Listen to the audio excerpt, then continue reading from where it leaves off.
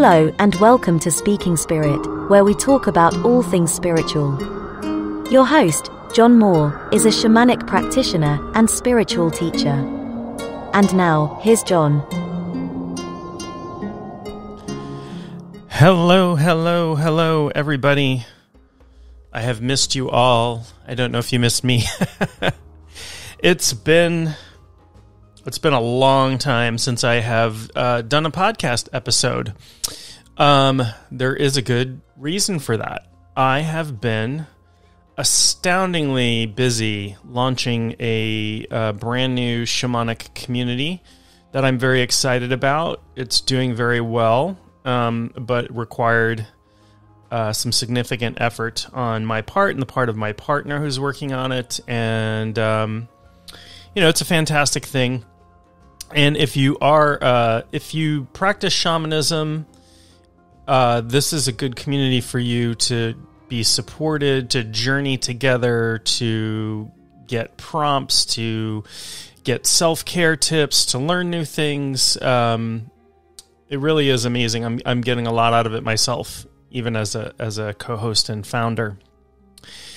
And the URL for that is shamancommunity.com. So you can check it out there and see what we're up to.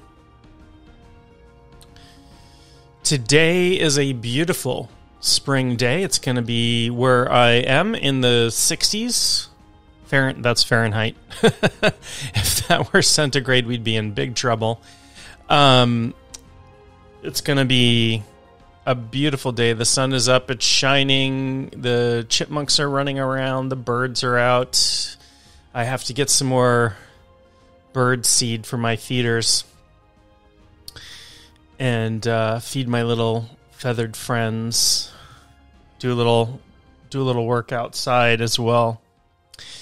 So anyway, today I want to talk about magic and mysticism and the esoteric and the exoteric and, some different aspects of spirituality, and just bring some thought into these paths and what they're about, and sort of what we define as magic and what we define as mysticism, and what is exoteric and what is esoteric. And I'm going to start by saying that, I am going to be talking about some religions here. And I don't, I being a person who does not belong to an organized religion, but I respect people's choice to do so. I don't want this to come across as me bashing anybody's religion. Far from it. But I'm going to talk about some history of things, and not everybody's history is beautiful and wonderful. I mean, it's tempting to believe that. It's tempting to say, Christianity is all about love. But then you look at the Crusades and the Inquisition and burning witches at the stake, and this isn't about the religion. These things were done in the name of the religion. This is about people justifying horrible actions using religion. So I'm not talking about that at all. But I'm going to delve into perhaps a little bit of history. And if anything I say disagrees with what you believe, that is totally fine. We can disagree and still be friends, can we not? We're living in a very divisive age, politically, spiritually, economically. Let's not make this another area that has to necessarily divide us. And I fully believe that everybody is on their own path. Everybody is on a completely unique path. I don't care if you are a shamanic practitioner like myself. We're still on different paths, and no two Christians, and no two Jews, and no two Muslims, and no two. Everybody is unique. Everybody is living their own thing, their own life, their own path. And we should start by recognizing that. And the other thing is, when we look around at the world and at the universe, what we see is a mind-boggling and astounding infinity of diversity, right?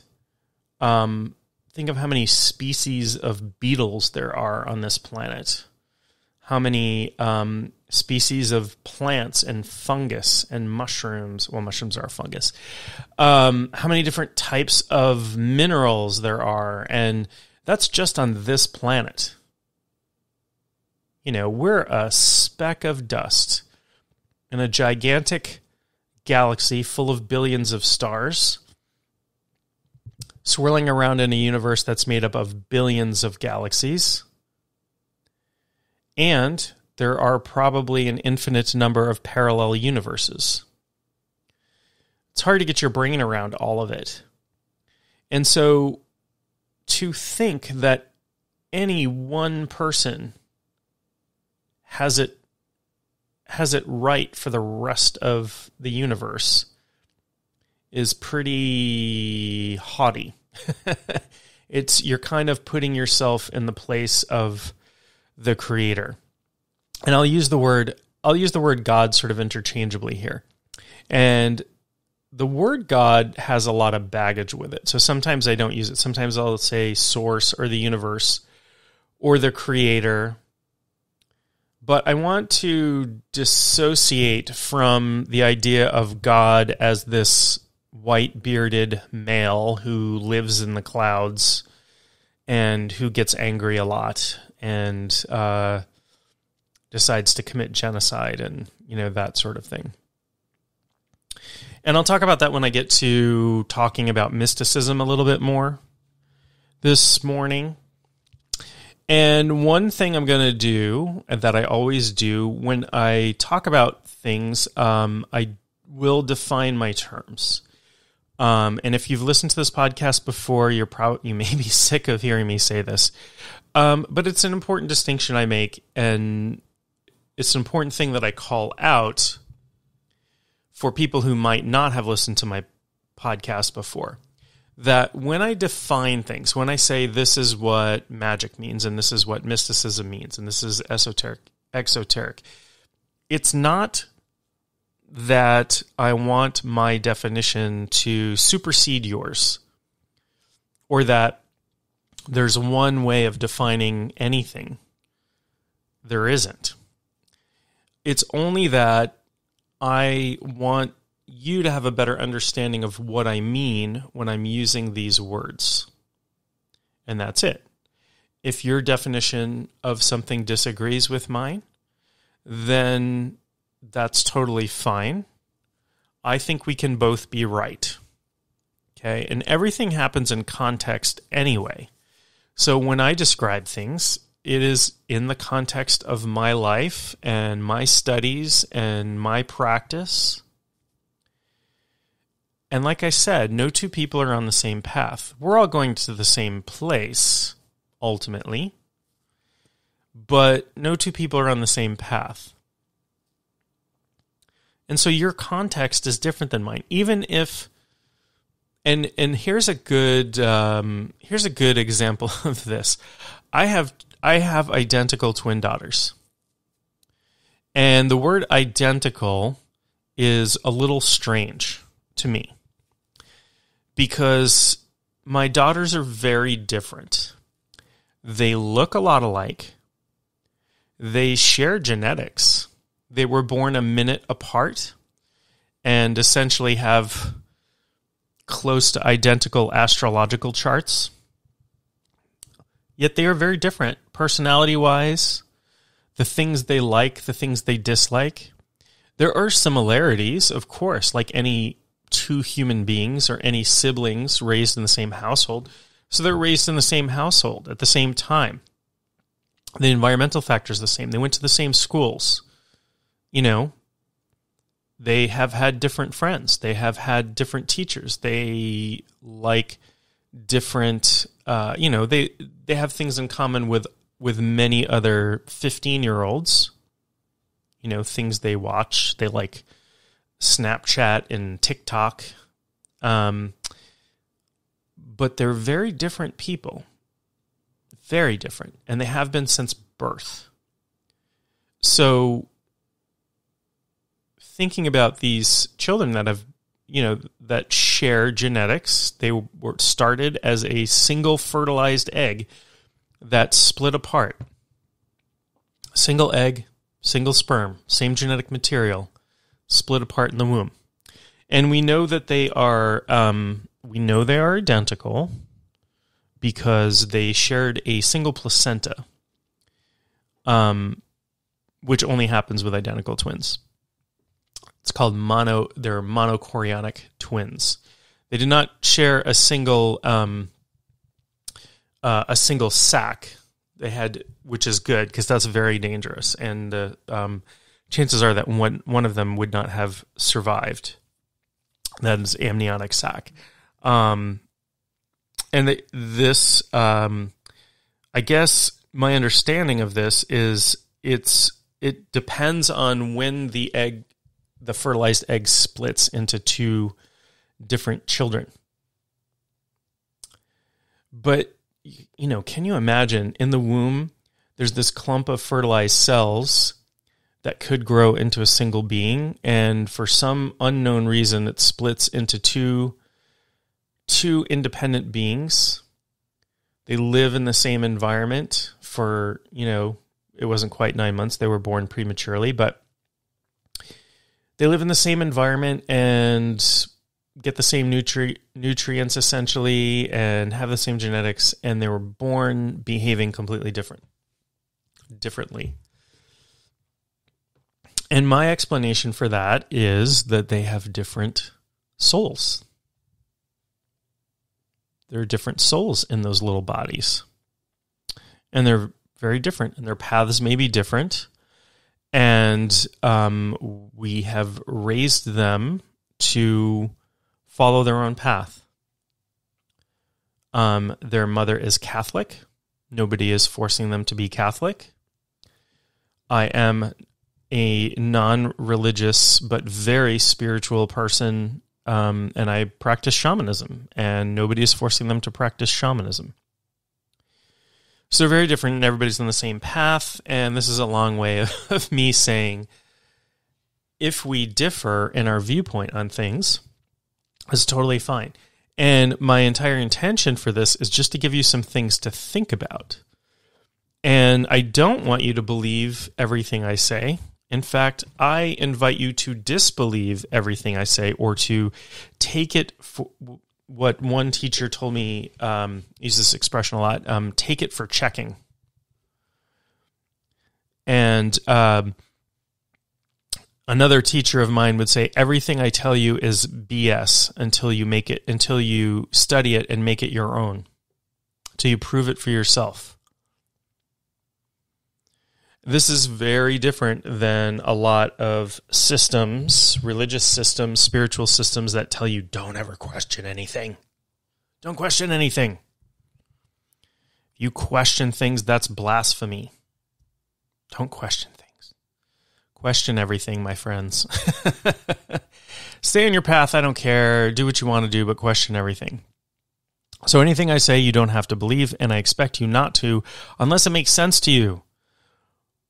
Unless you do some exploration and it makes sense to you, but I want to give you some things to think about today. Today I'm talking about two of my very favorite topics, Magick and Mysticism, and I'm going to talk also about Exoteric and Esoteric, so Exoteric EX and Esoteric ES, spirituality. We'll start there a little bit. So, exoteric spirituality, exoteric means like outer, the outer form. So you go to church and you pray and you read the books and you sing, or you go to temple, or you go to a mosque, or you go to satsang, or whatever it is you go to, or you have this sort of outward practice, these outward teachings of your form of spirituality. And maybe you have doctrine. Maybe you have books that are full of stories like the Bible or the Quran. or the Torah, or the other, any other spiritual books, the Vedas, the Dhammapada, I'm losing track of all the spiritual books there are. So you have doctrine, and you have dogma, and you have outward-facing rituals, right? You go to Mass, you go to, do whatever. That stuff is very exoteric. And I'm gonna talk about Christianity quite a lot, just because it is the religion I'm most familiar with, having been raised in a couple of different Christian churches and having, gone to church for at least some of my wayward youth. And I got to tell you, it didn't keep me out of trouble. I was a natural born rebel, I guess. Just going to have a little sip of my coffee here.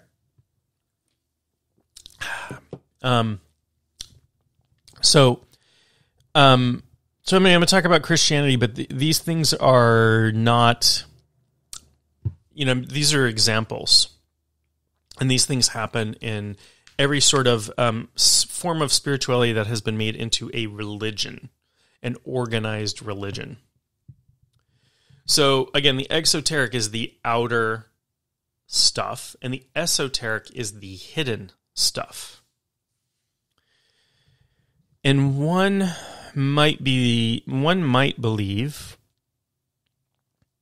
that there is no esoteric Christianity, or there is no esoteric Islam. I mean, we certainly know about esoteric forms of Judaism. Kabbalah has lots of esoteric stuff in it.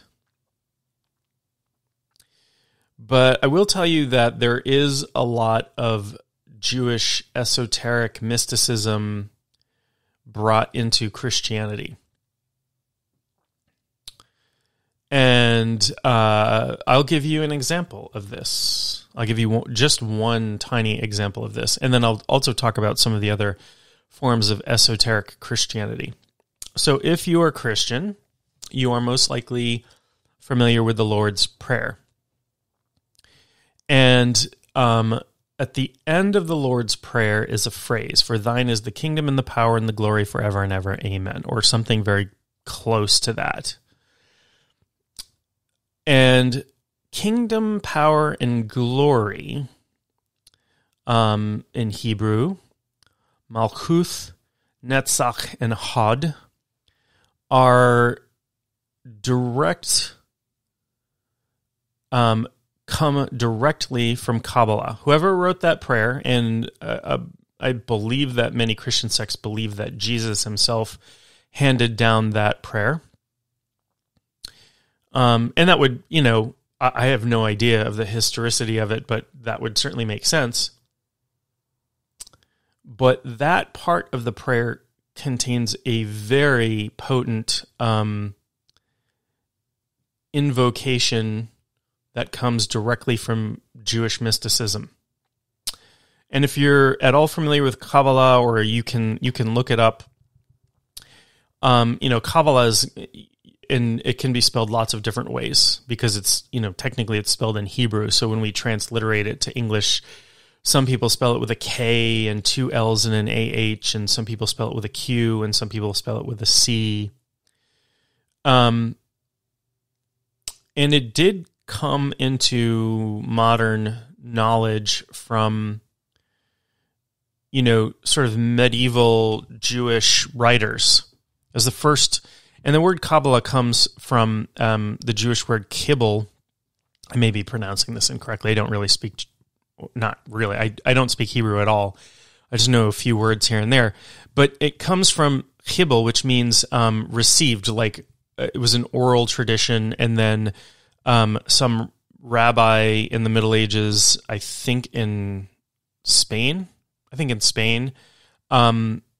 actually wrote some of the first books, the first person to commit this stuff to writing, because it was hidden, it was esoteric.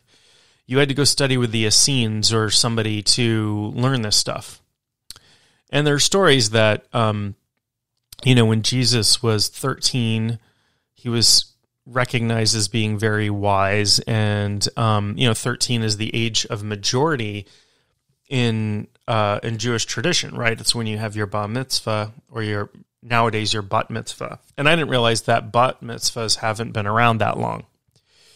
And they were pretty much, I think they were invented in the U.S., as a matter of fact. Now it's much more commonplace. But bar mitzvahs happened at the age of 13, and we have stories of Jesus going to the temple and discussing topics, and then there's nothing about him until he's around 30. And some stories have him going off to study with this mystical group out in the desert called the Essenes. Ultimately, we don't know. I mean, we can take guesses and stuff. But, if he did indeed pen or recite the Lord's Prayer, it contains Jewish mystical wisdom in it, Jewish mystical knowledge. And I think that's pretty cool. And there are other very esoteric practices in Christianity, hidden stuff. We get, not forms of Gnosticism. A lot of it was heresy. A lot of the esoteric stuff got wiped out. And the reason for that is,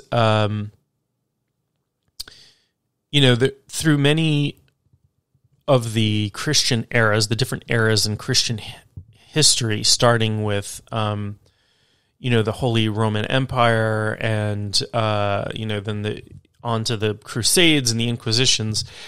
A lot of this stuff was about political power.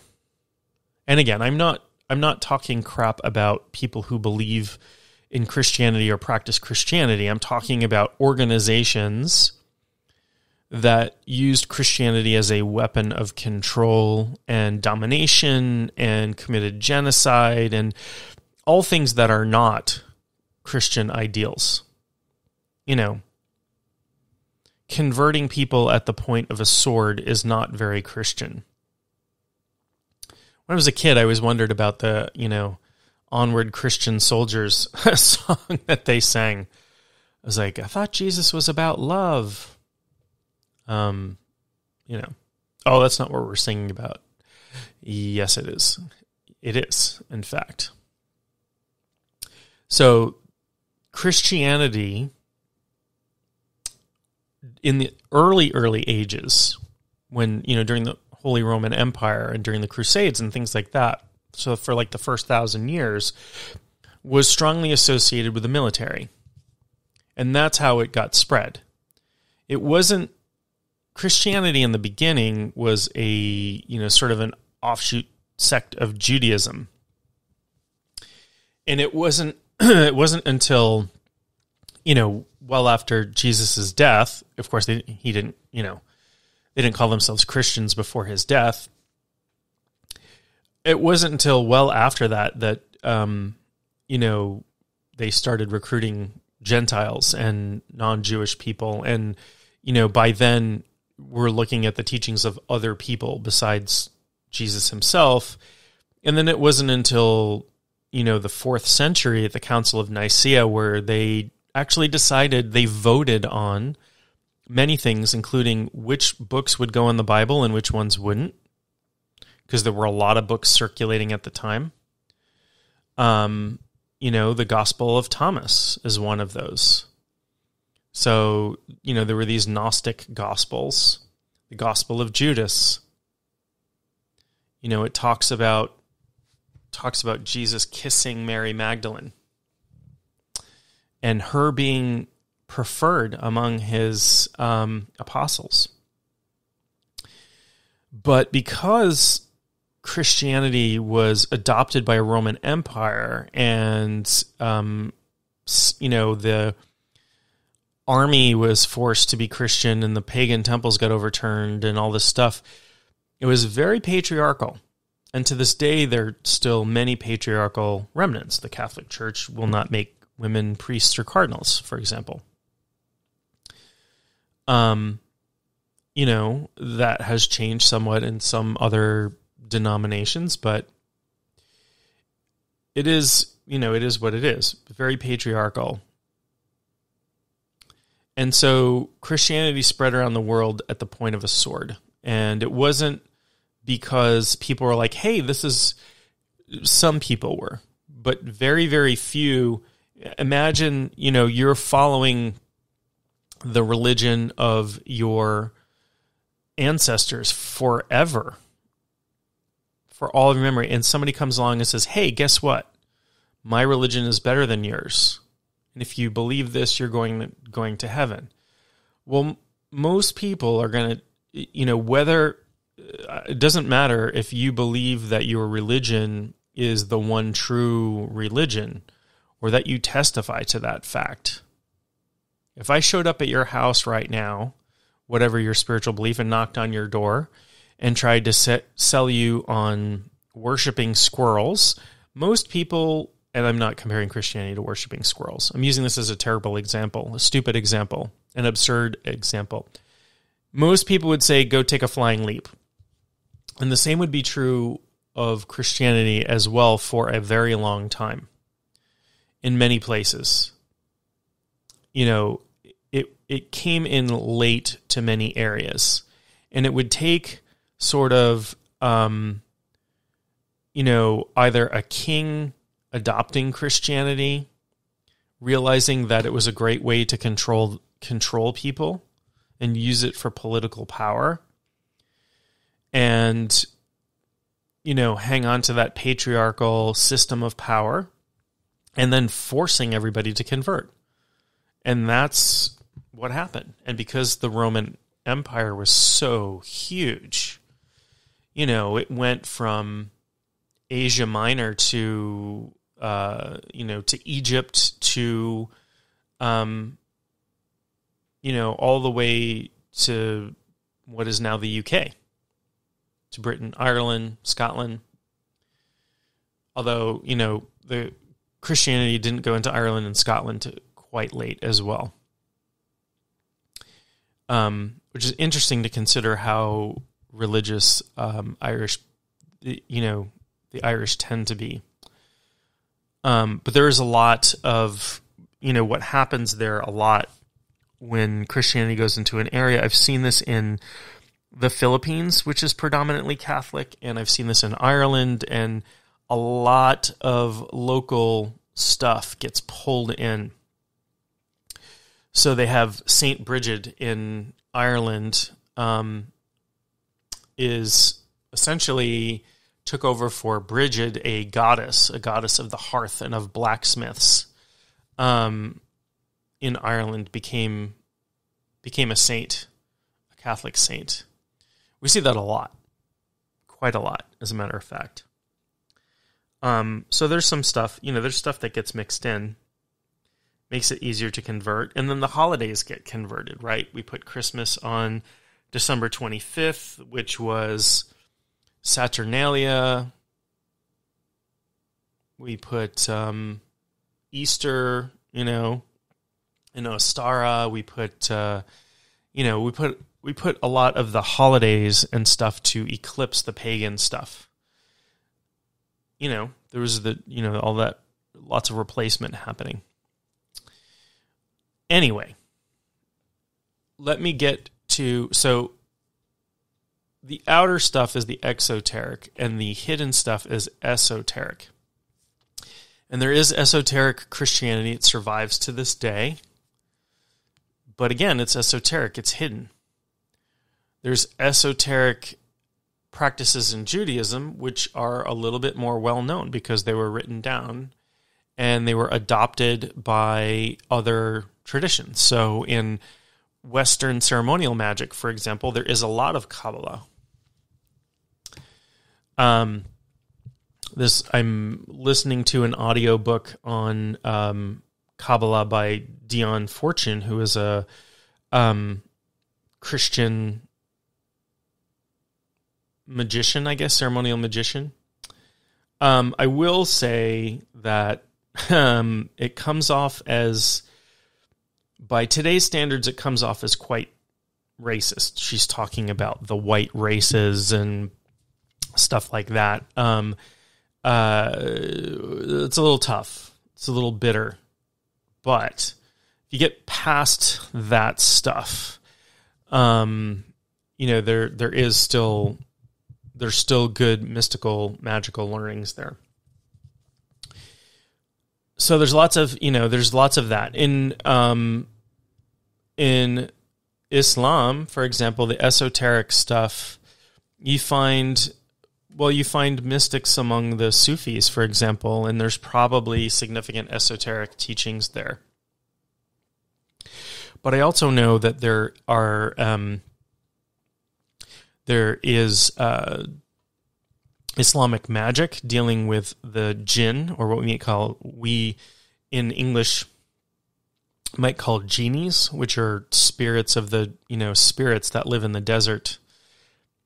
Many consider them devils, but that comes from pre-Islamic stuff. And what happened when a lot of these religions took over is they turned everybody else's gods, goddesses, and local spirits into devils and demons. Definitely happened with Christianity.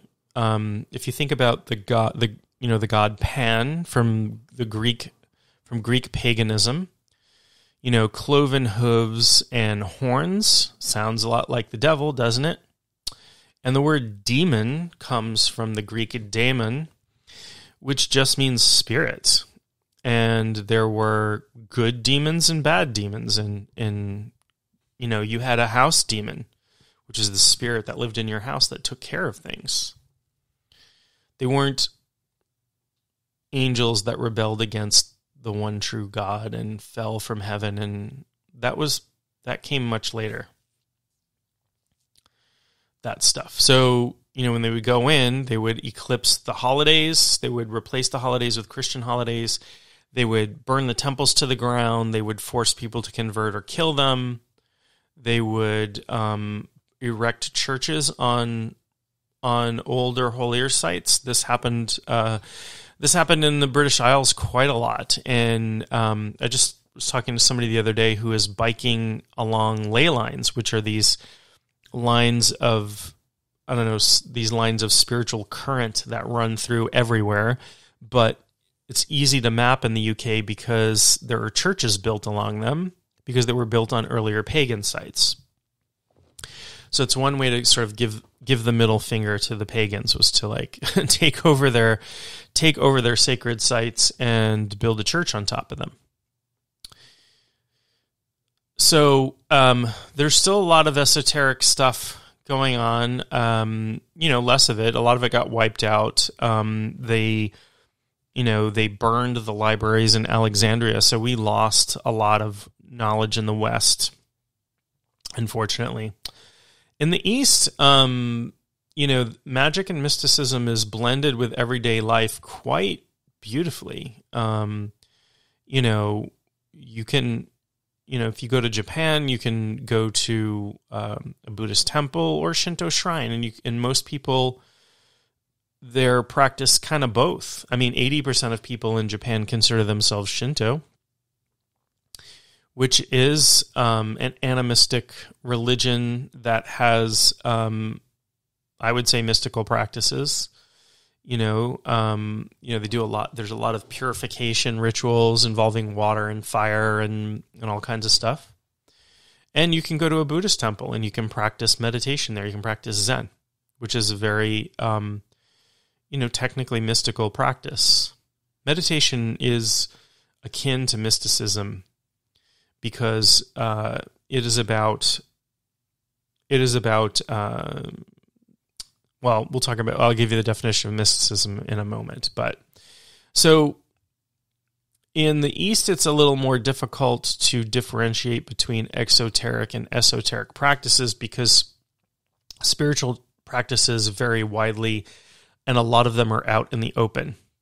I will say this, though. There are places there are places that are very closed in the East. For example, there are certain mystical markets, for example, in Nepal, where Westerners are not allowed. There are certain practices that you would not be allowed to participate in or see, that sort of thing. And in Judaism, we have the story of the Ark of the Covenant, which I find fascinating. And, so if you've seen Raiders of the Lost Ark, or if you know anything about it, you'll know, is this box in which a number of things were kept, including the 10 Commandments. And the instructions for building this box are, are in the Bible, and you can read them. Certain size box, and it's made out of wood, and it is lined inside and out with gold, and contains an elixir inside, a certain elixir, and has, it was one of the things composed inside, and then has these essentially what they call carobs, but they're sphinxes on top of the box. You might think of carobs or cherubs as little fat babies with wings, but that's Renaissance art for you. Real cherubim, which is an order of angels, were sphinxes. So the body of a lion, but they had usually the head of a man, and they had wings. And so many people have posited that the Ark of the Covenant was a giant battery. And when you read some of the stories about it, like casting lightning that sometimes caused the high priest to explode, and that it was kept covered inside the Holy of Holies, and I don't know if it was once a year or whatever. The high priest would go in and lay his hands on it, and sometimes would explode. And he would go into this chamber. He was the only one allowed in, and he would have a rope tied around his ankle. So if the thing killed him, which happened with some level of frequency, his other priests could pull his body out of the chamber. So a lot of it sounds like it's a giant battery, and there have been working batteries, or what would have been working batteries, recovered in ancient Egypt and ancient Mesopotamia. Look up the Babylon battery if you don't believe me. We're missing, in the modern ages, we're missing a lot of ancient technology that we haven't found, because to be honest, stuff that's 10,000 years old decomposes, even if it's made out of metal. We really only have a lot of things. Most of what we have has to be made out of stone, because it doesn't decompose quickly. Or it's been preserved by being in a desert somewhere, which is why we have working batteries from Egypt and Mesopotamia. Electrical batteries. So we have an acid solution, we have an insulator, we have, an anode and a cathode, and, this thing probably did give off lightning. It probably collected charge out of the atmosphere for a long time. In more than a battery, it was probably, a giant capacitor. Judging strictly by the instructions on how to build this thing, it would have served as a capacitor. So anyway, imagine like once a year or however frequently going in and laying your hands on this thing, not knowing if you're going to explode. But even priests who didn't explode were often struck down by the power of the Ark of the Covenant, which was seen as the power of God. And not to take anything from anyone's beliefs or anything, but, a electricity is a pretty amazing thing. And if you think that Source or God created the universe, then everything is electrical. Everything has electrons. So we could say that this is a power of God, indeed. God's great lightning. So that's exoteric and esoteric. Exoteric is the stuff that everybody sees, going to church, reading the Bible. Esoteric is frequently, sometimes written down, but frequently word of mouth stuff, or stuff written in cipher, or hidden in images, or written in allegory. So let me tell you a little bit about the Bible. So, there's the Old Testament, there's the New Testament, and, the New Testament was written in Aramaic and Greek, and the Old Testament was written in Hebrew. And then everything was later translated into Latin, because that was the language of the land and the language of law. Even if you lived in England or wherever, the only Bibles around for the longest time were written in Latin. And the reason for that is that the Bible was not originally meant to be consumed by everyone. In fact, you could have been in big trouble, even killed for possessing a Bible if you were not the right person. And certainly most people couldn't read until pretty recently. And masses were conducted in Latin. So if you didn't read and you didn't understand Latin, you didn't even know what the heck was being said. You just went to church to get because that was the thing that you had to do. Things are different now. Catholic Mass. And it was only in the 20th century when that changed. I think it was in the 1960s.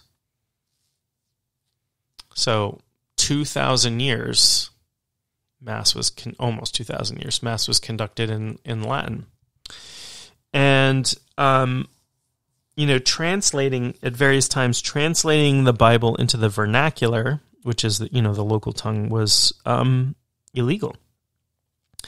But the Bible was not meant to be read by unlearned people, because B, it was not meant to be read literally.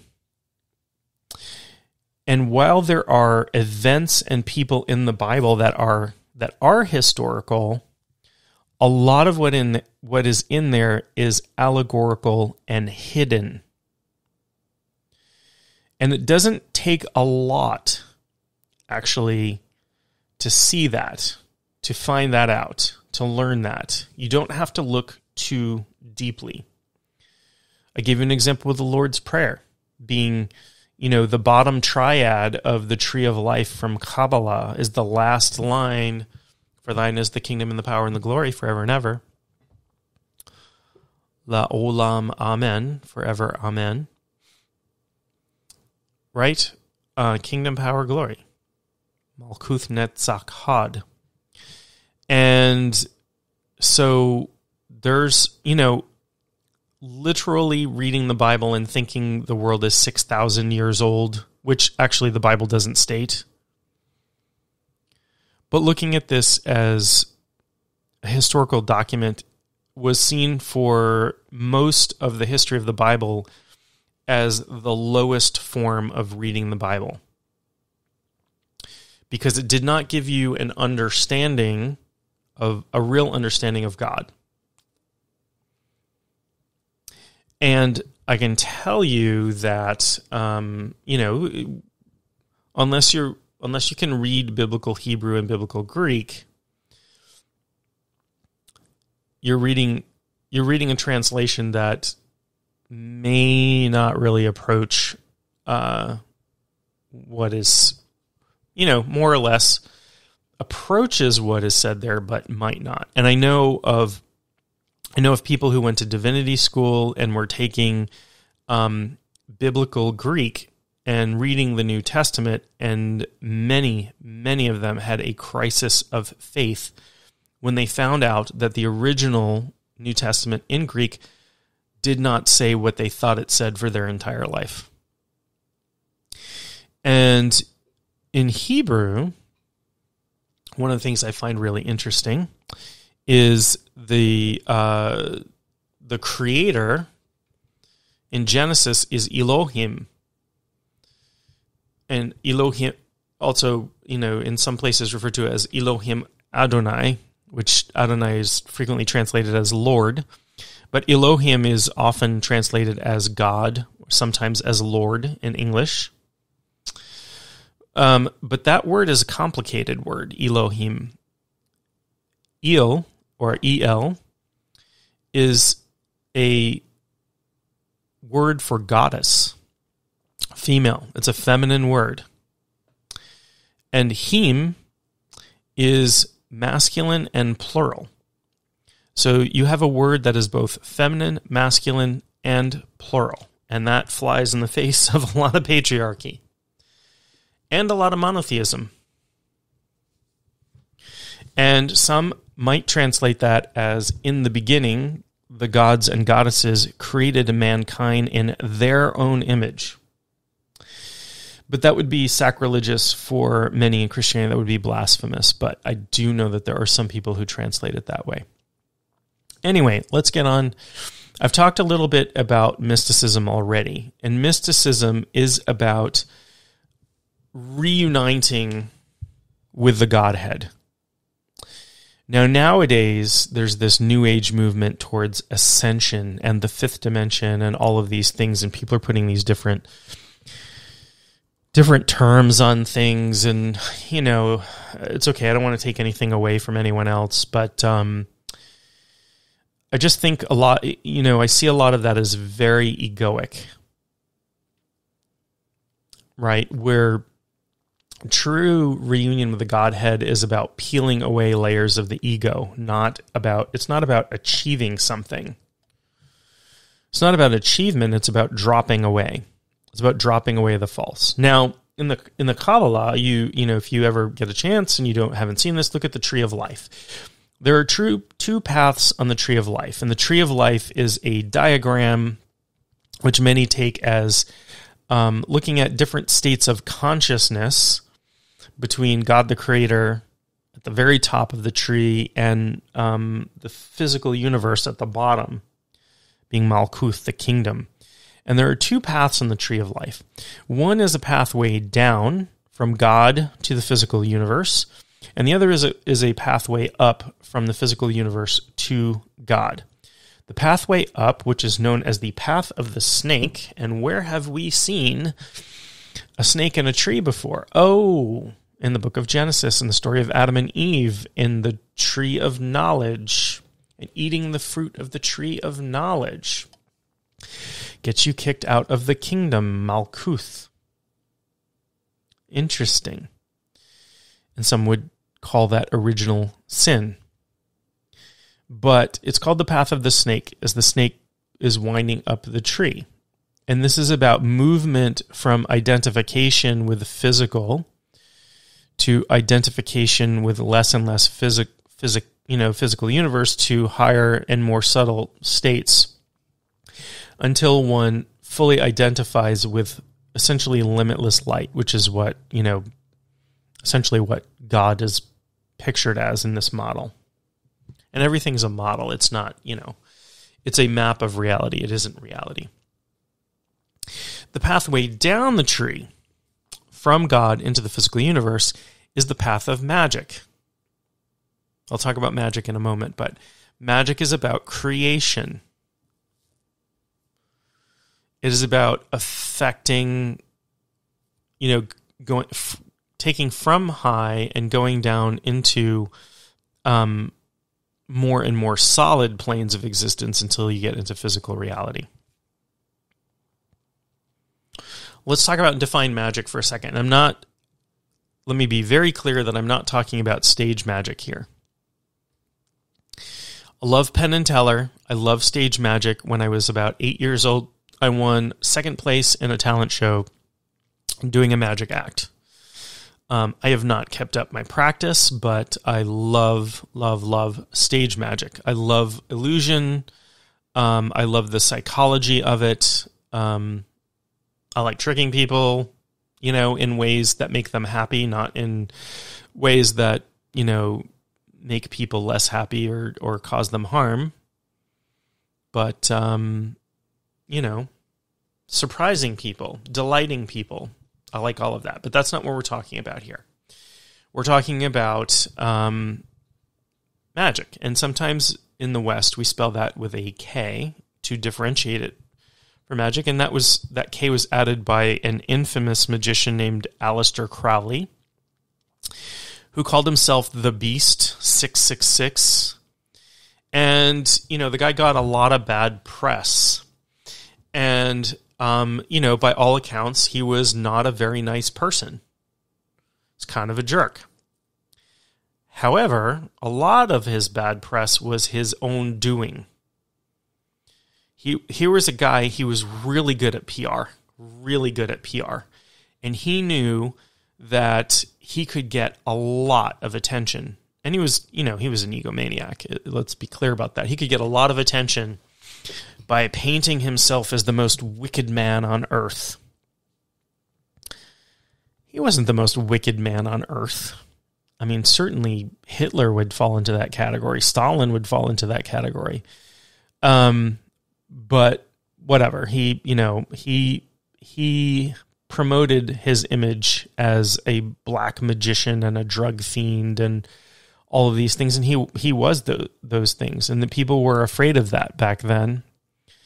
And that got him in newspapers. It got him press. It got him a following, and that's what he wanted. But he defined magic as causing change in accordance with will. And I think that is a little too general for me. Because if I pick up an apple and throw it across the room, I have caused change in accordance with will, but most of us would not consider that a magical act. But, if I pray for somebody and they are healed, or if I pray and my consciousness is elevated, or if I, practice a ritual and I have a change in consciousness, those I would consider magical acts. And I do consider prayer a magical act. And the Catholic Church in particular is full of ritual magic. I mean, transubstantiation. They turn the host into the body of Christ literally. When you're eating the wafer in Catholic Mass, you are literally consuming the body of Christ. They do not consider it a spiritual change. They consider that an actual physical change, whether you see it or not. That is a magical ritual. But lots of things are. Marriage, all kinds of stuff. So I would say using, non-physical means, and there may be a physical component because there might be a physical ritual that is performed. But I'm not using direct physical means to cause a change in reality. And the change can happen on all of the different planes or some of the planes. So if I do something and change my consciousness, I believe that's a magical act because that's a different plane. But most of us think of the physical and we think of stuff that looks like we've seen in the movies, casting fireballs out of your fingertips or, that sort of thing. But that's not really what it's about. So the magical path is the path of creation. It's the path from divinity. So in a lot of Western magic, they work with angels and archangels, and there's all of these orders, and there's these complex systems of who works for who, and there are different worlds, and you reach up to work with these archangels who set their angels to work doing these tasks, or you bind demons, and there's all kinds of stuff. But there's all kinds of different types of magic. There's chaos magic. There's mental magic that works with pure consciousness. ultimately it's kind of all the same. You're using different methods to have your consciousness create change. And to create change, you have to change your consciousness. So, as a teacher of shamanism, I would say that shamanism is both exoteric and esoteric and has both magical and mystical components. When I work with on behalf of clients, for example, I need to merge my consciousness frequently with helping spirits to do the work. And that is mysticism. And doing that work to cause change, to cause healing to happen, to cause psychological change for the client, that's magic. So there's a little bit of both going on there. Both magic and mysticism. This is just a little taste. I'll talk more about these subjects as I am fond and love them all. But I will talk more about magic. I will talk more about mysticism and esoteric and exoteric stuff in future podcasts. I just wanted to give you some things to think about. And again, I hope you don't think, if you follow a particular religion or spiritual path, please don't think that I am bashing on that or looking down upon it or saying bad things about it. I am not. I'm not at all. I am just trying to point out some things to think about. And again, I think all paths can be equally valid, except when they say this is the only path. That I have a problem with. And I, don't mean to, again, that might fly in the face of what you believe. But if you need to believe that the way you do things is the only way to do them, you've got some work to do. You've got some work to do on yourself. You have given up your identity. You've given up a good portion of your identity, and you are uncomfortable with other people not giving up theirs. And that's not what this reality is about. So at the very top, divinity, we can say God, we can say source, we can say the universe, is limitless light. Ein Sof is what it's called in Hebrew, which stands for limitless potential, limitless unrealized potential. So this is a consciousness, an all-pervasive consciousness that has every potentiality in it. And the only way that this limitless potentiality can sort of experience itself is by dividing itself into many, many, many things, an almost infinite amount of things. So this is where we get this infinite diversity from. The source, I like to use the allegory of, think of source as this infinite, brilliant white beam of light that has no beginning and no end. But this light wants to look at itself. But that's really hard. That's about like trying to look in your eyeball. You can't. You can look in the mirror and see the reflection of your eyeball, but you can't look at your own eyeballs. You can take a picture and look at a picture of your eyeballs, but you can't look at your own eyeballs. So this differentiation is like a prism in this white light. If you've ever, we've all seen a prism. You put it in white light and it separates the light out into every color in the rainbow, right? And then some we can't see. So all of these different beams of colored light have the same source. If you were to turn off the source, well, then everything ceases to exist, right? No white light, no rainbow. But we're, an individual beam of this rainbow, and where we make an error is where we think that we aren't connected to source and that we are all separate. That's ego. We are all separate individual things without connection. And the mystical path is about learning that everything is connected to everything. I understand that it's hard for the human mind to conceive of this. I can't really conceive of this. And I've been working on this for many, many, many years. I know it at an abstract level that everything is connected to everything. Everything you do has an effect on everything else has an effect on you, and everything has an effect on everything.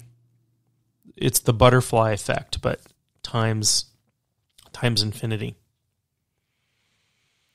So mysticism is about moving back towards source, moving up your individual beam of light. Again, we're all on different paths. We're all on our individual beams of light. And moving towards that prism, realizing that the prism is there, first of all, and moving towards that source light, and then identify, I am source. My consciousness happens to be just differentiated. But I am no less source than anyone else or anything else. It's all connected. All connected to source. And that is the mystical path. The magical path can be enhanced by the mystical path because it is reaching up to source and bringing down another color of light to make a change in the world as we see it. So with that, this has been, maybe a lot of tangents, but I hope this has given you some things to think about, some things to examine. I would love it if you, again, took what I said for checking, took it out and explored on your own. What makes sense for you? Do some reading, do some research, look into things. Do some practices, do some meditation, do some prayer. And by the way, interestingly, yoga is a path of union to God, although nowadays in the West, yoga is like a workout. But that's only one branch, one arm of yoga. There are 8 different arms of yoga. 8 different methods. And one is a devotional path, and that's bhakti yoga, right? And that is predominantly Western religion is bhakti. It's devotional yoga. There is also some chanting, right? You do your rosary. Well, that's mantra yoga. Okay. But we missed many times in the West, we miss the other 8 arms of yoga. We don't call it yoga.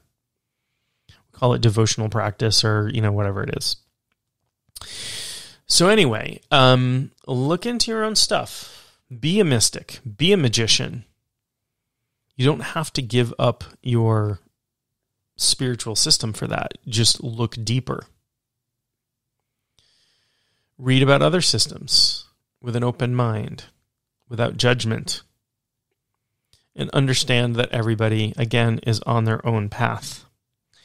And with that thought, I'm going to leave you, and I promise I won't be quite as long a break between this time and the next time, and I will happily talk to you very soon.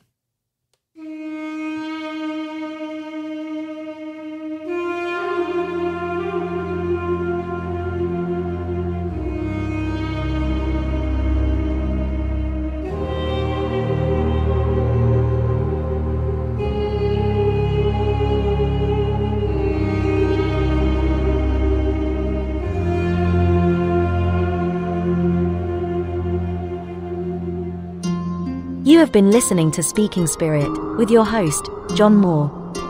For more info or to contact John, go to mainshaman.com. That's maineshaman.com.